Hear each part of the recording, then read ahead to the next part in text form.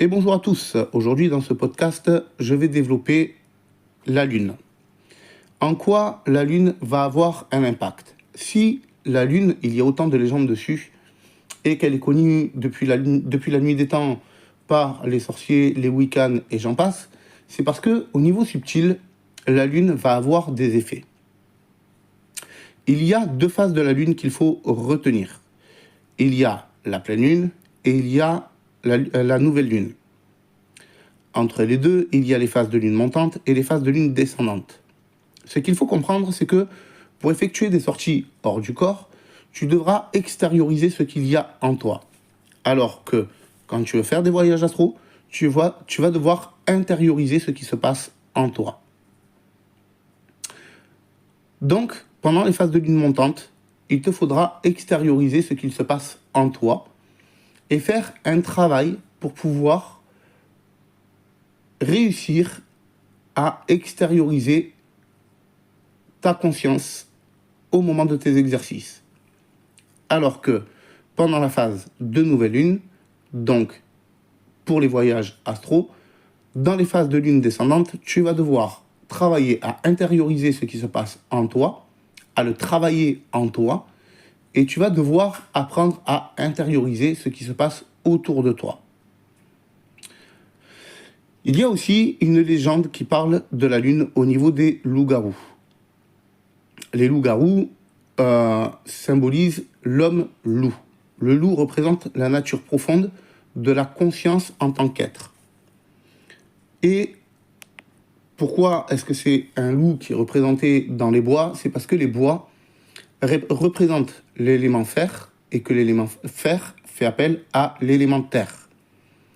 Donc, c'est notre véritable nature qu'il y a en nous.